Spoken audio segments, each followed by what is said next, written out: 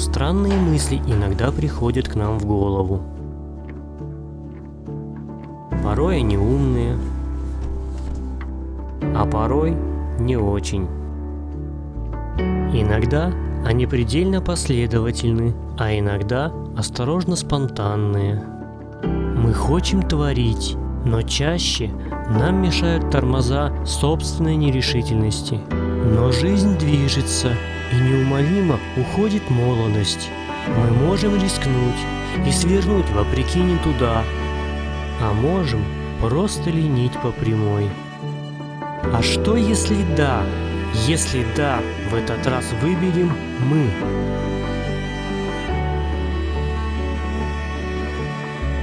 Это видео – наша маленькая история, в которой мы реализовали необычную фотосессию в необычайно красивом месте.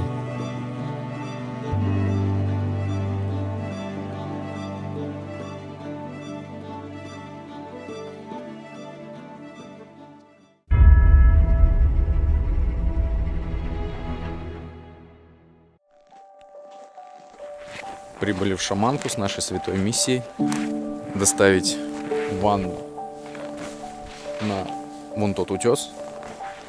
Переправы нет, поэтому понесем ванну через подвесной мост.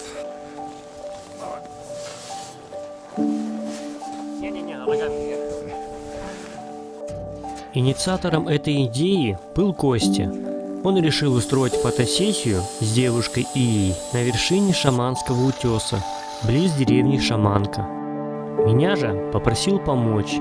Но ведь это же так просто – сфотографироваться в ванне на утесе, высота которого ни много ни мало 687 метров. Это же совсем не сложно. Все-таки не Эверест покоряем. Словом, я ввязался в эту авантюру без колебаний. Не знаю почему. Евгений. Наши чудеса не готовы, вот так они выглядят. Сейчас идут последние приготовления перед штурмом.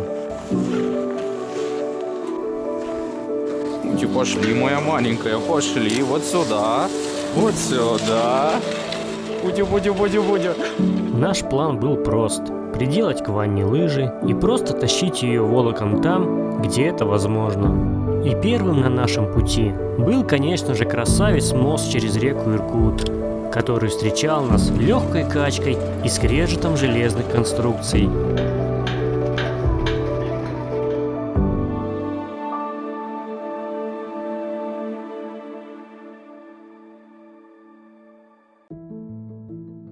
Мы незаметно прошли безлюдную Шаманку и продолжали двигаться через лес вниз по течению реки. В ванне лежали наши рюкзаки с провиантом. Вес был небольшой, но мы все же регулярно сменяли друг друга. Когда еще будет такая возможность потаскать за собой ванну на лыжах?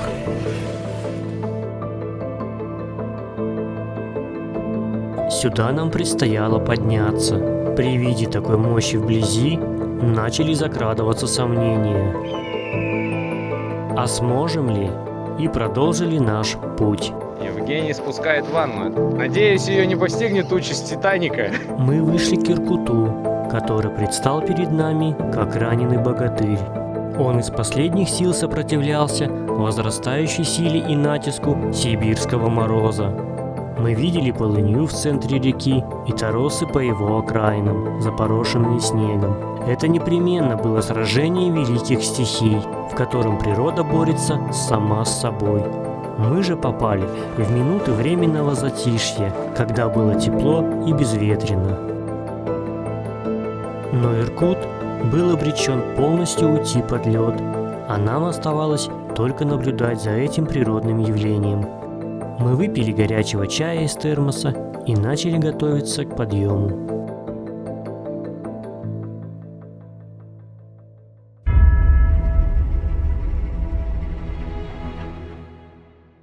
Так, Костя сейчас делает очередную перевязку, потому что сейчас надо найти нам серпантин. 2 годами ранее, по осени, мы проходили уже этот маршрут на велосипедах, поэтому этот серпантин нам уже был известен.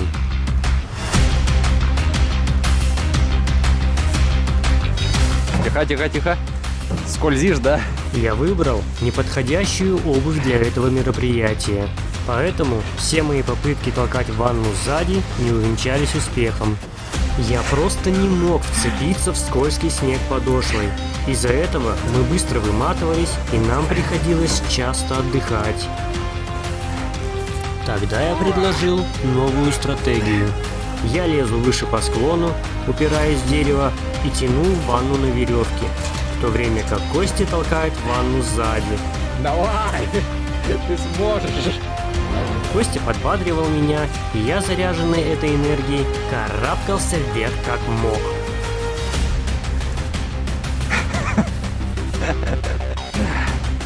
Сволочуга.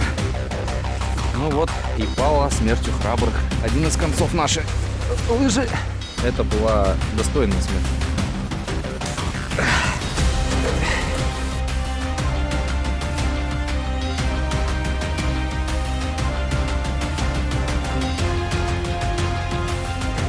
Да что ж такое? Женя! Тяни! Нифига ты в последний момент! То чувство, когда тащишь не только ванну, но и Костя. Мы хохотали, словно были героями кинокомедии. Мы понимали, как забавно это может выглядеть со стороны. Диагноз – клиника. Ну прям лыжи на последних издыханиях.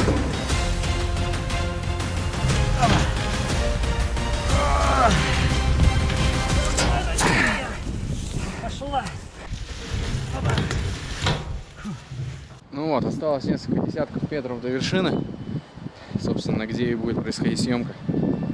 Ванну мы прячем здесь, сейчас начинается снегопад, пурга, ветер. Близился вечер, и план первого дня был выполнен. Мы пристегнули на всякий случай ванну к дереву цепочкой и двинулись в обратный путь.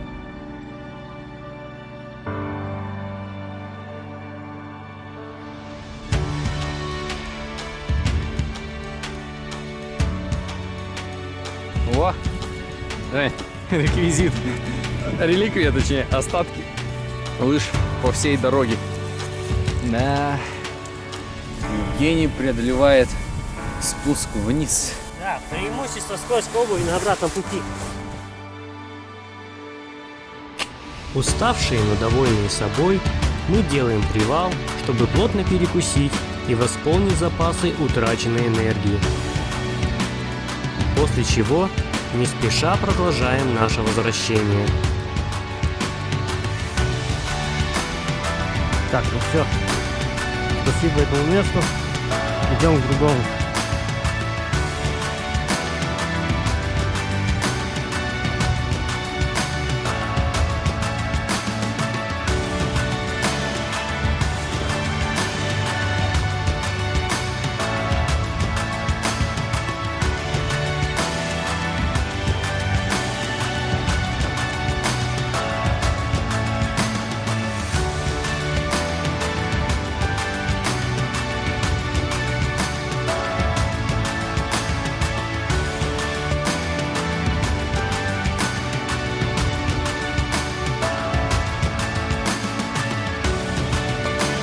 Наш первый день подошел к концу.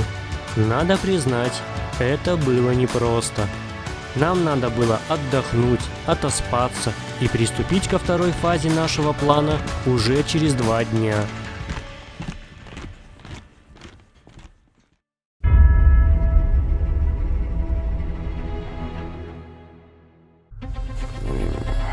С 5:30 нормально. Выходим. 6:45 утра. Пора выдвигаться в шаманку. Костя провел ночь в шаманке, чтобы еще до восхода солнца приступить к сбору льда, взятого у реки, и доставить его на вершину утеса.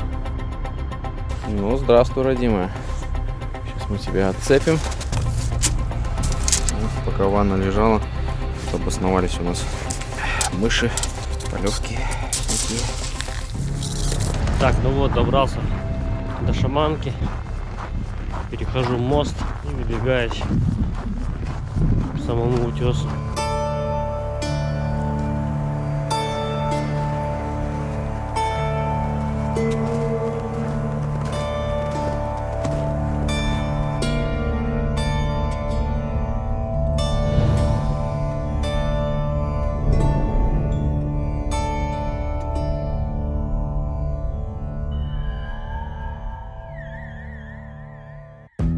тем временем уже начало светать.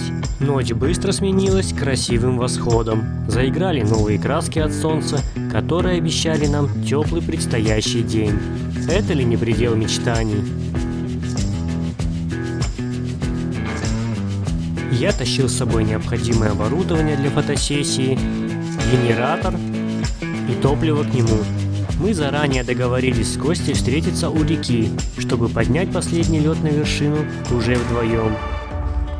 О, вот и Костя тут уже сидит, меня встречает. Встреча на Эльбе, Костян! Встреча в ледяной штольне. Чтобы- Давно я лед не таскал с места на место. Даже в армии такой фигни не было.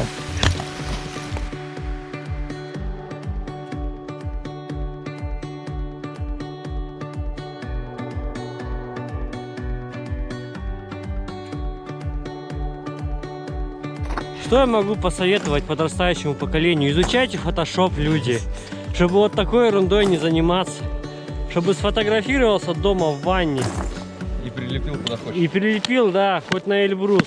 Мы набили до отказа рюкзаки глыбами льда и снова пошли вверх на утес. У Кости это 5-я ходка за вторые сутки со льдом. Таскал туда лед.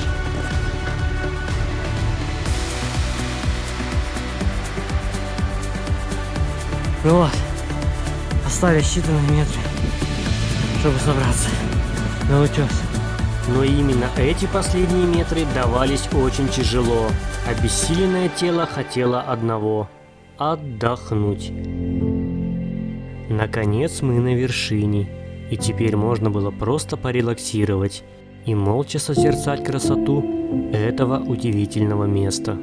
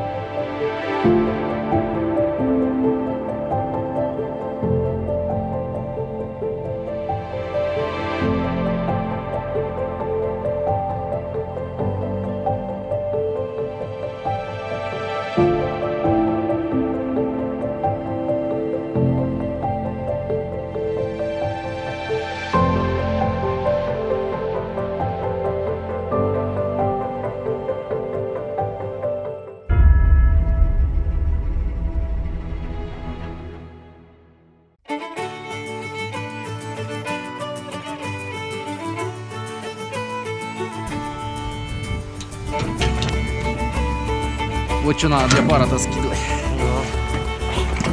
Зато какие красивые фоточки-то, а, в такой парящей ванне.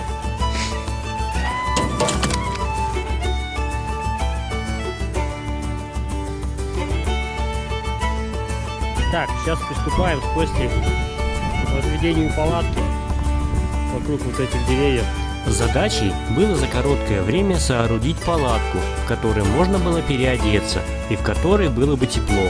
У нас получился небольшой шатер из стретч-пленки и накрывного брезента. Тем временем к нам уже поднимались остальные участники этого мероприятия, а мы продолжали топить снег и лед в ванне и нагоняли тепло в нашу палатку. Так, идем по следам Йети. Это не эти, это собиратели снега. Редкий, очень вид. Обитает в Сибири на высотах выше 1000 метров. Где-то примерно.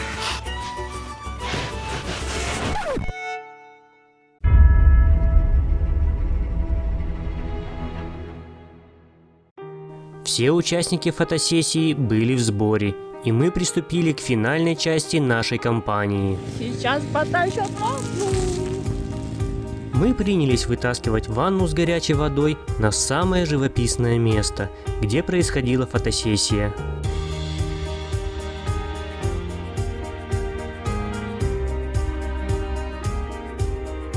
Что? Первый ихтиандр.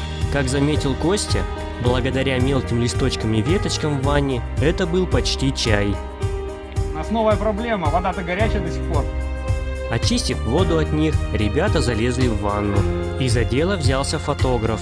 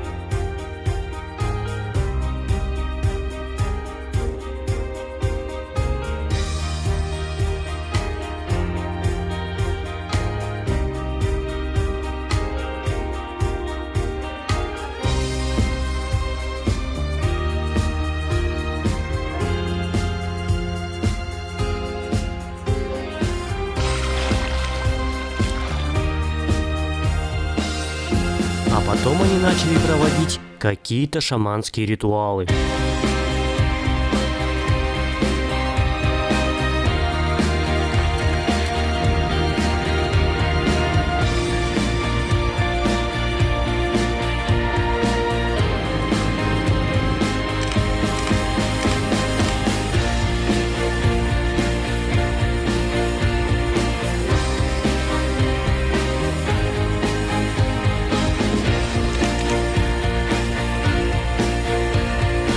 Ну что ж, безумная двухчасовая фотосессия подошла к концу.